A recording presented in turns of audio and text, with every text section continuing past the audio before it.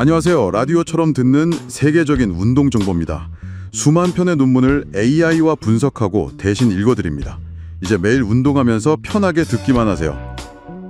운동 처음 시작할 때 진짜 어떤 운동부터 해야 하나, 어떻게 해야 하나 좀 막막했던 경험 우리 모두 한 번쯤 있죠. 정보는 넘쳐나는데 뭐가 나한테 맞는지 혼란스러울 때가 많습니다. 오늘은 운동 초보자가 가장 궁금해하는 핵심 질문들, 어떻게 나누고 뭘로 운동하고 또 얼마나 강하게 해야 하는지 이 검증된 과학적 근거를 바탕으로 명쾌한 해답을 좀 찾아보려고 합니다. 특히 초보자의 근육 성장 스위치를 탁 켜는 비밀, 그리고 안전하면서도 효과적인 강도 설정법까지 잠시 후에 자세히 파헤쳐 보겠습니다.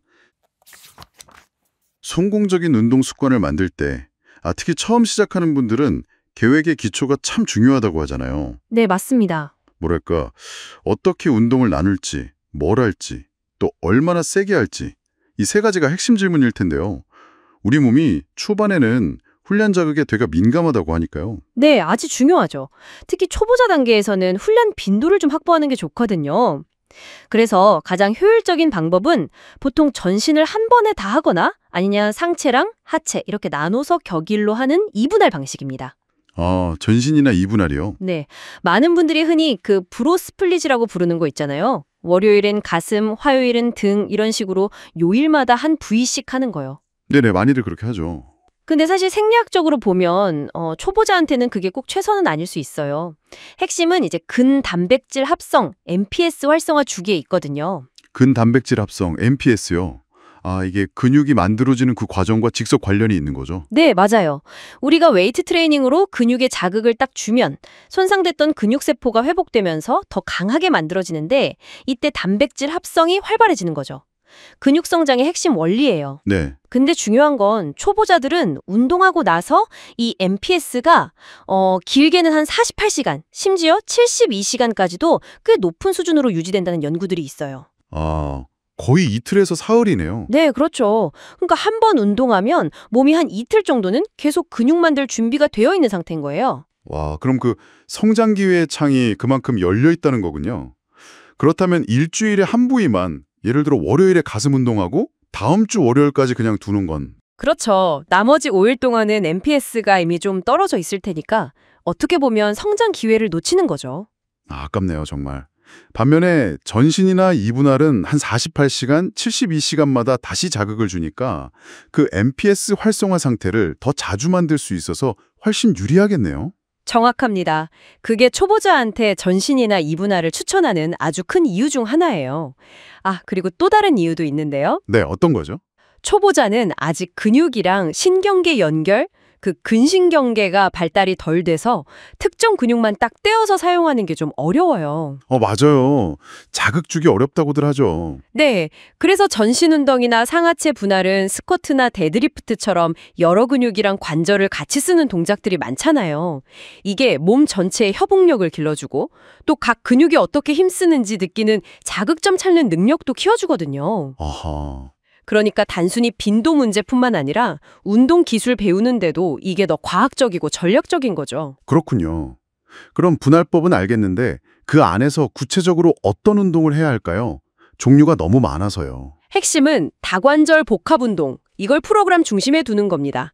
아까 잠깐 나왔던 스쿼트, 데드리프트, 벤치프레스, 오버헤드 프레스, 로우 동작 같은 것들이요. 여러 관절을 동시에 쓰는 운동들? 네, 맞아요. 이름 그대로 2개 이상 관절이랑 여러 근육 그룹을 함께 써요. 스쿼트만 해도 고관절, 무릎, 발목 다 쓰면서 허벅지, 엉덩이, 코어까지 다 운동이 되잖아요. 팔 운동처럼 한 관절만 쓰는 고립 운동과는 좀 다르네요. 왜 복합 운동이 더 중요할까요? 그게요. 첫째는 더 많은 근육을 쓰니까 같은 시간 운동해도 에너지 소모가 크고 전신 근력을 키우는데 효과적이에요. 둘째는 우리가 평소에 움직이는 방식이랑 비슷해서 기능적인 힘을 기르는 데 좋고요. 실용적인 근력이군요. 그렇죠. 물건 들거나 할 때처럼요. 그리고 셋째는 무거운 무게를 다루면서 성장 호르몬 같은 근육 성장에 도움되는 호르몬 분비를 더 촉진한다는 연구들도 있고요. 물론 고립 운동도 필요할 땐 하지만 처음에는 복합 운동으로 기본 체력을 다지는 게 우선입니다. 네, 이해했습니다. 큰 그림을 먼저 그리는 거군요. 그럼 기구는요? 헬스장 가면 머신도 많고 덤벨이나 바벨 같은 프리웨이트도 있는데 뭘 써야 할까요? 아, 머신이랑 프리웨이트 둘 다 장단점이 뚜렷해서요. 뭐가 무조건 좋다기보다는 서로 보완해서 쓰는 게 좋아요. 머신은 그 궤적이 정해져 있잖아요. 네, 안정적이죠. 그래서 동작 배우기가 쉽고 안정적이에요. 특정 근육에 자극 주는 법 배우고 부상 위험 줄이면서 시작하기에는 좋죠. 그럼 프리웨이트, 덤벨이나 바벨은요? 좀 어렵던데요. 프리웨이트는 딱 정해진 길이 없으니까 우리가 직접 균형을 잡아야 하잖아요. 그 과정에서 주동근 말고도 몸을 안정시키는 안정근들까지 같이 쓰게 돼요. 그래서 이제 협응력이나 실용적인 근력 키우는 데는 더 효과적이죠. 아, 안정근까지? 네. 근데 자세를 정확히 배우는 게 중요하고 잘못하면 부상 위험이 좀 더 높다는 단점은 있어요. 그래서 초보자한테는 이 둘을 좀 섞어서 하는 전략을 추천하시는 거군요. 뭐 예를 들면 머신으로 좀 안정적으로 기초근력 쌓다가 가벼운 덤벨 같은 걸로 프리웨이트를 추가해서 균형 감각을 키워나가고요. 네, 아주 현명한 방법입니다. 자, 그럼 이제 마지막 핵심 질문, 운동 강도 설정으로 가볼까요? 너무 가벼우면 효과 없고 너무 무거우면 다칠 수 있으니까요. 적절한 강도를 찾아야죠. 네, 강도 중요하죠. 여기서 이제 반복수 R, 세트수 세스, 그리고 운동 자각도 RP라는 개념이 중요해집니다. 아, RP. 그 1RM이라고 최대 무게 측정하는 건 초보자가 하기엔 위험하다고 들었어요. 그래서 RP를 쓴다고요. 주관적으로 얼마나 힘들었는지 1에서 10까지 매기는 거죠. 네, 맞습니다. RPA 10이 진짜 더는 못하겠다 완전 실패 지점이고요. RPA 9는 1개 정도 더 할 수 있을 것 같은 상태? RPA 8은 한 2개 정도 더 할 수 있는 여유가 남은 상태를 말해요. 네네. 보통 근육 크기를 키우는 그 근비대에는 한 세트당 6회에서 15회 반복이 효과적이라고 알려져 있거든요. 특히 초보자는 자세 연습이랑 자극 느끼는 데 집중해야 하니까 한 8회에서 15회 사이 반복수를 주로 쓰게 됩니다. 여기서 중요한 게 매 세트마다 RP 10, 그러니까 완전히 실패할 때까지 할 필요는 없다는 거네요. 다들 막 끝까지 해야 한다고 생각하기 쉬운데. 네, 맞아요. 그 점이 아주 중요합니다. 초보자가 매번 실패 지점까지 몰아붙이면 근육 성장 효과보다는 오히려 신경계가 너무 지치고 자세가 무너져서 다칠 위험이 커져요. 아, 피로도랑 부상 위험이요? 네, 그리고 회복도 더뎌서 다음 운동에도 영향을 줄 수 있고요. 그래서 대부분의 세트는 RPE 한 7에서 8 수준, 그러니까 2개에서 3개 정도는 더 할 수 있는 여유를 남기는 강도로 하는 게 좋습니다. 아, 여유를 좀 두는 거군요. 열심히 운동하는데 근육이 어느 순간부터 잘 안 크는 것 같다. 뭐 이런 경험 다들 있으실 겁니다. 네, 있죠. 우리 몸이라는 게 이 안정적인 상태를 좋아하잖아요. 그 항상성 때문인데 맞아요. 변화를 좀 싫어하죠. 네, 예를 들어서 뭐 벤치프레스를 40kg으로 시작했다 치면 처음에는 근육이 막 반응을 하죠. 네, 자극이 되니까요. 근데 어느 순간 그 무게가 너무 익숙해지는 거예요. 그러면 성장이 딱 멈추죠. 이걸 이제 정체기라고 부르고요. 네, 그 항상성의 벽이라고 할 수 있는데 이걸 깨려면 근육이 이제 적응한 수준보다 조금 더 센 자극이 필요합니다. 과부하 말씀이시죠? 네, 맞습니다. 과부하. 이걸 점진적으로 계속 줘야 근육이 성장할 수 있는 거죠. 이게 바로 점진적 과부하 원리의 핵심입니다. 아하. 과부하가 없는 훈련은 글쎄요, 그냥 제자리 걸음이죠. 성장을 기대하기는 어렵습니다. 그럼 그 과부하를 주는 구체적인 방법들엔 뭐가 있을까요? 가장 먼저 생각나는 건 역시 무게를 올리는 거겠죠? 그렇죠. 중량 증가. 네. 벤치프레스 40kg 10번을 이제 할 수 있게 됐다. 그러면 다음엔 42.5kg으로 똑같이 10번을 시도하는 뭐 이런 식이요? 네, 가장 기본적인 방법입니다. 아니면 뭐 같은 무게로 횟수를 늘릴 수도 있겠고요. 40kg으로 10번 하던 걸 10번, 12번 이렇게요. 네, 반복수 증가도 아주 좋은 방법입니다. 중량이나 반복수 말고도 그 총 훈련량, 그러니까 볼륨 자체를 늘리는 방법도 있어요. 아, 볼륨이요? 예를 들면요? 세트 수를 늘리는 거죠. 같은 무게랑 반복수로 2세트 하던 운동을 다음번엔 3세트로 늘리는 식으로요. 아, 운동 전체 양을 늘리는 거군요. 네. 초보자분들은 보통 운동 하나당 한두 세트 정도로 시작해서 점차 3세트까지 늘려가는 걸 보통 권장합니다. 그리고 또 훈련 빈도를 높이는 것도 방법이에요. 주 2회 운동하던 걸 주 3회로 늘리면 총 자극량이 당연히 늘어나겠죠? 아, 그것도 총량을 늘리는 거네요. 일주일 단위로 보면. 마지막으로 세트 사이 쉬는 시간을 줄이는 것도 있던데요. 이건 좀 다른 느낌인데 네, 휴식 시간 단축. 이건 좀 다른 메커니즘인데요. 세트 사이에 쉬는 시간을 줄이면 근육이 완전히 회복되기 전에 다음 세트를 시작하게 되잖아요. 네, 그렇죠. 숨도 릴 틈 없이. 그러면 운동 밀도가 높아지고 또 대사 스트레스라는 게 증가합니다. 이것도 근육 성장을 유도하는 또 다른 중요한 요인이 됩니다. 와, 정말 방법이 다양하네요. 중량, 반복수, 세트수, 빈도, 휴식 시간까지. 네, 여러 가지 카드가 있는 셈이죠. 근데 이렇게 선택지가 많으면 특히 운동 처음 시작하시는 분들은 뭘 먼저 해야 할지 좀 헷갈릴 수도 있을 것 같아요. 네, 충분히 그럴 수 있습니다. 그래서 그런 분들께는 보통 더블 프로그레션이라는 전략을 많이 추천합니다. 더블 프로그레션이요? 두 가지로 점진적으로 나아간다 이런 뜻인가요? 네, 맞아요. 이름 그대로 두 가지 요소를 활용해서 점진적으로 발전하는 방식입니다. 이게 굉장히 체계적이고 또 부상 위험도 적어서 꾸준히 성장하기에 아주 효과적이에요. 오, 그거 좋네요. 어떻게 하는 건가요, 구체적으로? 일단 목표 반복수 범위를 정하는 게 첫 단계입니다. 예를 들어서 스쿼트를 10번에서 15번 사이로 내가 하겠다. 이렇게 정했다고 해보죠. 네, 10회에서 15번. 자, 그럼 첫 번째 단계는 반복수 증가입니다. 현재 내가 다루는 무게, 예를 들어 60kg이라고 하면 이 무게로 목표 범위의 최대치, 즉 15회에 도달할 때까지 매번 훈련할 때마다 1회씩 늘려나가는 거예요. 아, 60kg으로 10회 성공했으면 다음엔 11회, 그 다음엔 10회, 이렇게 쭉 가서 15회까지요? 네, 정확합니다. 15회까지 점진적으로 늘리는 거죠. 모든 세트에서 15회를 다 성공할 때까지요. 만약에 모든 세트에서 15회를 다 성공했다. 그럼 그 다음은요? 바로 그때가 두 번째 단계, 중량 증가 타이밍입니다. 목표했던 최대 반복수인 15회를 달성했으니까 다음 훈련 때는 무게를 약간 올리는 거죠. 보통 한 5에서 10% 정도 증량합니다. 아까 예시로는 60kg이었으니까 그럼 뭐 65kg 정도로 올리는 건가요? 네, 그 정도가 적당하겠죠.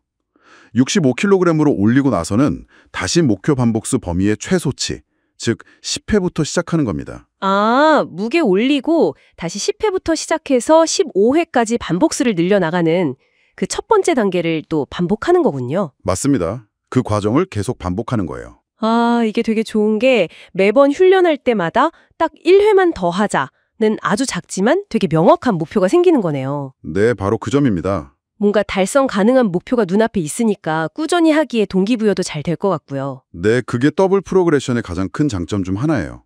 작은 성공 경험이 계속 쌓이니까 운동을 지속할 힘을 주고 또 언제 무게를 올려야 할지 객관적인 기준을 딱 제시해 주잖아요. 그쵸? 감으로 하는 게 아니라. 네. 그래서 막 무리하게 중량 올리다가 다치는 그런 위험도 훨씬 줄일 수 있고요. 아주 안전하고 효과적인 방법입니다. 12주 전신 리컴포지션 프로그램, 이걸 3단계 로드맵으로 나눠서 한번 살펴보죠. 상체랑 하체를 나누는 그 AB2 분할 루틴 기반이라고요. 네, 맞습니다. 총 12주인데 이걸 4주씩 3단계로 나눈 거예요. 우리 몸이 좀 점진적으로 적응하고 또 성장할 수 있도록요. 단계마다 목표나 강조점이 조금씩 달라지죠. 아, 그렇군요. 그럼 첫 4주, 1단계. 이때는 신경계 적응이랑 자세 확립기다 이건데 무게보다는 자세가 중요하다 이 말씀이시죠? 정확합니다. 처음에는 막 무거운 거 들려고 하기보다는 그 각 운동의 올바른 자세, 이걸 몸에 익히는 게 훨씬 중요해요. 목표 근육의 자극을 어떻게 제대로 주는지 배우고 또 근신경계를 활성화시키는 거죠. 모든 운동에서 완벽한 자세를 만드는 거, 이게 1단계 성공의 핵심입니다. 그럼 강도는 어느 정도로 시작해야 할까요? 강도는 그 RPE라고 운동 자각도 기준으로 한 6에서 7 정도요. 그러니까 스스로 느끼기에 아, 약간 힘들다. 딱 그 정도 수준을 유지하는 게 좋습니다. 세트 수도 한 2세트 정도로 좀 부담 없게요. 네. 1단계에서 이제 자세라는 기초를 잘 다졌다면 5주차부터 8주차까지 2단계에서는 본격적으로 근육을 키워나가겠네요. 그렇죠. 이제 이때부터는 더블 프로그레션, 이 원리를 적용하게 됩니다. 더블 프로그레션이요? 네. 이게 단순히 무게만 늘리는 게 아니고요. 무게와 반복 횟수, 이 두 가지 모두를 점진적으로 늘려가는 전략입니다. 근육에 계속 새로운 자극을 줘서 성장을 유도하는 아주 효과적인 방법이에요. 이때는 정말 눈에 띄는 신체 변화를 목표로 하는 시기죠. 강도는 그럼 더 올라가겠네요. 네. RPE 7에서 8 수준으로요. 마지막 한 2, 3회 반복할 때 아, 이거 꽤 힘든데? 이렇게 느껴지는 도전적인 무게를 사용하는 겁니다. 세트 수는 3세트로 딱 고정하고요. 이제 마지막 단계, 9주에서 12주차, 3단계네요. 이때는 강도를 더 높여서 거의 한계에 도전하는 시기군요. 맞습니다. 앞선 8주간 쌓아온 근력, 또 운동 수행 능력, 이런 걸 바탕으로 RPE를 8에서 9 수준까지 끌어올리는 거죠. 근성장의 잠재력을 정말 최대한 한번 발휘해보는 단계랄까요? 와, RP 8-9다 오면 정말 힘들겠는데요? 네, 상당히 힘들죠. 동시에 이때 중요한 게 이 운동 패턴 자체를 완전히 내 몸에 익숙하게 만드는 겁니다. 그래서 프로그램이 끝나고 나서도 꾸준히 이어갈 수 있는 습관, 이걸 만드는 데 집중하는 시기이기도 해요. 알겠습니다.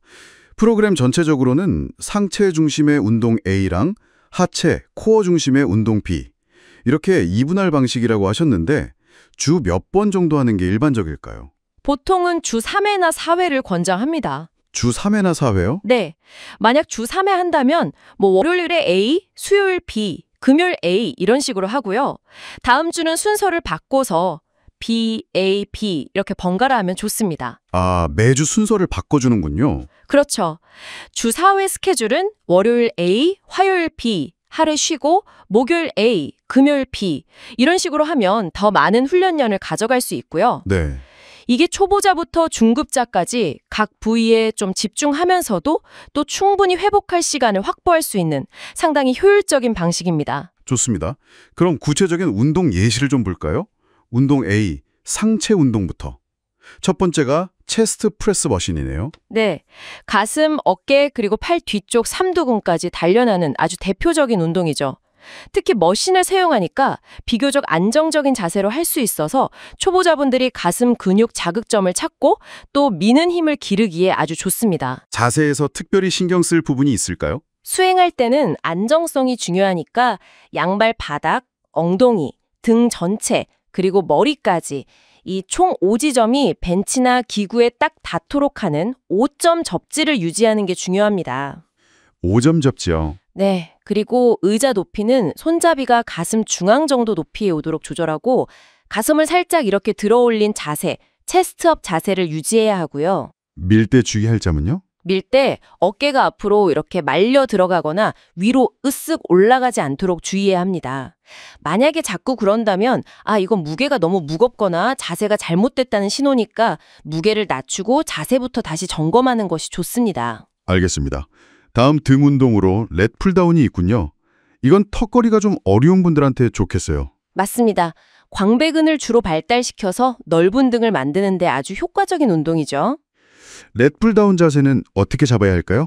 반은 보통 어깨 너비보다 한 뼘 정도 넓게 잡는 게 일반적이고요.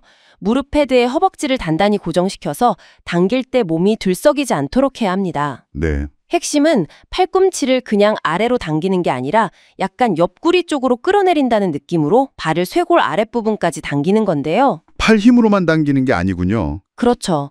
이게 중요해요. 단순히 팔 힘으로만 당기면 등 자극이 잘 안 와요. 견갑골, 그러니까 날개뼈를 먼저 아래로 살짝 눌러주는 동작으로 시작해야 등 근육의 자극을 제대로 느낄 수 있습니다. 그리고 몸을 뒤로 너무 많이 젖히거나 반동을 이용하는 건 피해야 하고요. 만약 그렇다면 무게를 낮춰야 합니다. 네, 잘 알겠습니다. 이제 운동 B로 넘어가서 하체랑 코어, 레그 프레스가 있네요. 네, 레그 프레스는 허벅지 앞쪽, 대퇴사두근, 엉덩이, 둔근, 그리고 허벅지 뒤쪽 햄스트링까지 하체 전반을 강화하는 아주 좋은 운동입니다. 스쿼트랑 비교하면 어떤 장점이 있을까요? 스쿼트도 물론 아주 좋은 운동이지만 레그 프레스는 상대적으로 허리에 가해지는 부담이 적습니다. 그래서 코어 안정성이 아직 좀 부족한 분들도 비교적 안전하게 하체에 강한 자극을 줄 수 있다는 장점이 있죠. 레그 프레스 자세는 어떻게 잡아야 하죠? 등하고 엉덩이를 패드에 완전히 밀착시키는 것이 중요하고요. 발은 발판 중앙에 어깨 너비 정도로 벌리고 놓습니다. 내릴 때는 어디까지 내려야 하나요? 무릎이 가슴 쪽으로 가까워지도록 천천히 내리는데요. 이때 중요한 게 엉덩이가 의자에서 뜨지 않는 지점까지만 내려야 합니다. 이게 소위 버드윙크라고 하는 건데 엉덩이가 들리면 허리에 부담이 갈 수 있으니 가동 범위를 조절해야 해요. 밀어 올릴 때는요? 밀 때는 발뒤꿈치로 민다는 느낌으로 힘껏 밀어 올리되 무릎을 완전히 쪽 펴지는 않는 것이 좋습니다. 약간 구부린 상태를 유지해서 근육의 긴장을 계속 유지하는 거죠. 마지막으로 코어 운동의 기본 중의 기본, 플랭크가 있네요. 네, 플랭크, 복행근을 비롯해서 코어 전체 근육을 강화해서 척추 안정성을 높이는 데 정말 필수적인 운동입니다.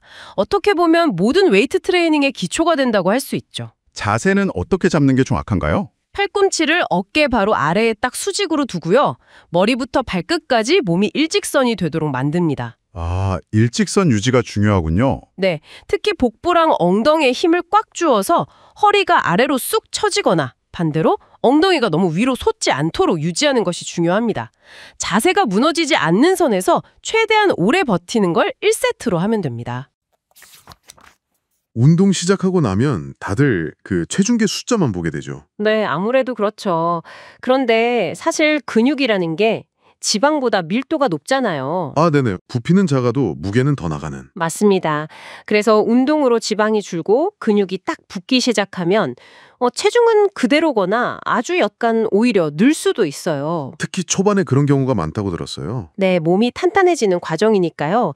이걸 실패라고 생각하시면 안 되는 거죠. 긍정적인 신호로 봐야 해요. 게다가 뭐 물만 마셔도 체중은 왔다 갔다 하니까요. 그렇죠. 수분 섭취, 소화 상태에 따라서 하루에도 1, 2kg 정도는 뭐 쉽게 변합니다. 매일 숫자에 너무 좌우될 필요는 없어요. 중요한 건 체중계 너머의 진짜 변화다 이런 말씀이시군요. 네, 실질적인 변화를 포착해야죠. 그럼 그 변화는 어떻게 할 수 있을까요? 뭐 눈으로 보는 거. 네, 경악합니다. 첫 번째가 바로 눈밭이죠. 일주일에 한 번 정도 같은 조건에서 사진을 딱 찍어서 비교해 보는 거예요. 어깨선이라든지 아니면 복부 라인 같은 거요? 네네. 그런 시각적인 변화가 보이면 동기부여가 확 되죠. 숫자보다 어떨 땐 더 강력해요. 그냥 보기 좋아지는 것만이 아니라 어디가 좀 부족한지 이런 것도 파악이 되나요? 물론이죠. 어떤 부위가 잘 발달하고 있는지, 여긴 좀 더 신경 써야겠다. 이런 분석 도구 역할도 충분히 합니다. 사진 말고 또 다른 방법은 없을까요? 있죠. 줄자랑 옷이요. 예전에 입던 바지가 좀 헐렁해졌다. 이거만큼 확실한 피드백이 없죠. 아, 맞아요. 특히 허리둘레 줄어드는 거요. 네, 허리둘레 감소는 특히 그 내장지방 감소랑 관련이 깊어서 중요한 건강 지표이기도 하고요. 한 2주에서 4주 간격으로 주요 부위 둘레를 재서 기록해두면 좋습니다. 허리, 엉덩이, 허벅지 이런데요? 네, 그런 부분들이요. 변화 추이를 보면 도움이 많이 되죠. 마지막으로 또 중요한 게 있다고 하셨는데 네, 바로 운동일지입니다. 이게 생각보다 간과하기 쉬운데요. 운동일지요? 아, 내가 뭘 얼마나 했는지 적는 거. 맞습니다. 예를 들어서 예전엔 막 힘들게 들었던 무게 있잖아요. 그걸 좀 더 쉽게 들게 됐다거나 아니면 같은 무게로 반복하는 횟수가 늘었다거나. 아, 그게 바로 근력이 늘었다는 증거군요. 그렇죠. 그게 바로 점진적 과부하 원리가 적용된 거고 근성장의 가장 확실한 증거 중 하나입니다. 체중계 숫자가 아니라 이 들어 올리는 무게의 숫자에 자부심을 가져야 해요. 운동하고 나면 몸이 좀 뻐근하기도 하고 그런데 이것도 좀 구분이 필요하다고요? 네, 통증 신호를 잘 읽는 게 중요합니다. 보통 운동하고 하루 이틀 뒤에 오는 뻐근함 있잖아요.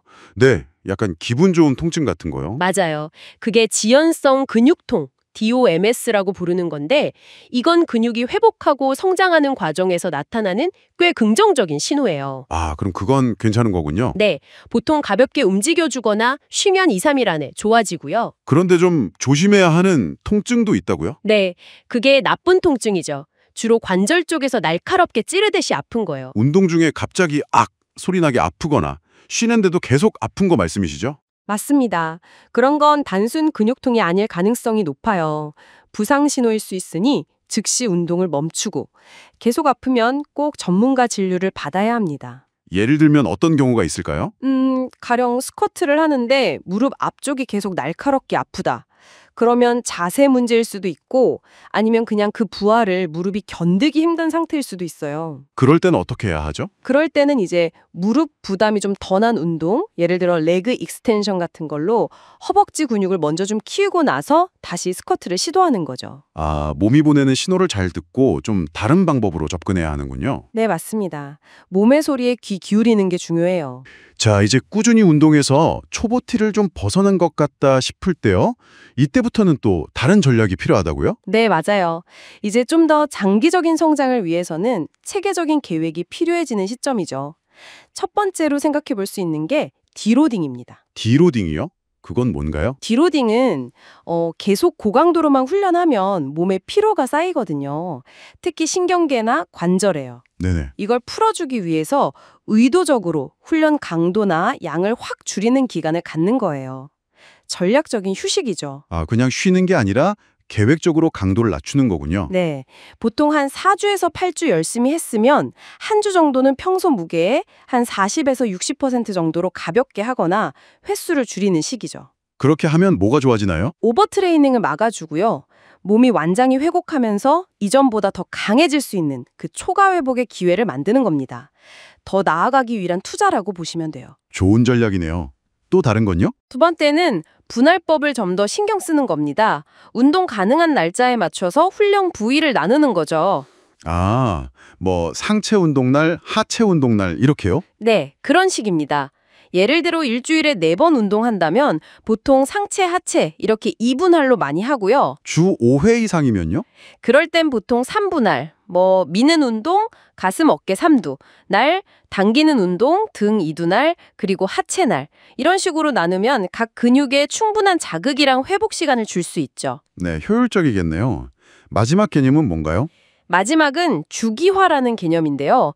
좀 더 장기적인 목표를 세우고 그 목표를 이루기 위해서 전체 훈련 과정을 몇 개의 주기로 나누는 거예요. 주기를 나눈다. 네, 각 주기마다 훈련의 초점이나 변수, 그러니까 강도나 운동량, 빈도 같은 걸 다르게 가져가는 계획적인 접근법입니다. 예를 들면 어떤 방식이 있나요? 가장 기본적인 게 선형 주기화인데요.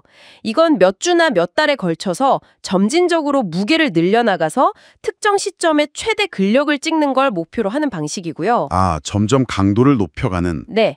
또 다른 방식으로는 파동형 주기화라는 것도 있어요.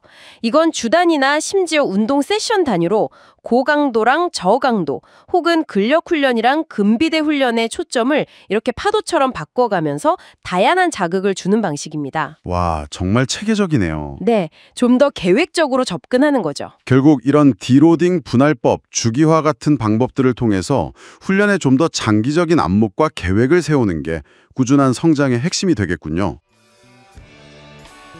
운동 정보 너무 많고 복잡하셨죠? 저희가 믿음직한 운동 나침반이 되어 핵심만 정확히 짚어드리겠습니다. 운동하며 똑똑해지는 경험, 구독 버튼으로 지금 바로 시작해보세요. 어떤 주제가 궁금한지 댓글로 알려주시면 저희가 대신 연구하겠습니다. 지금까지 라디오처럼 듣는 세계적인 운동 정보였습니다.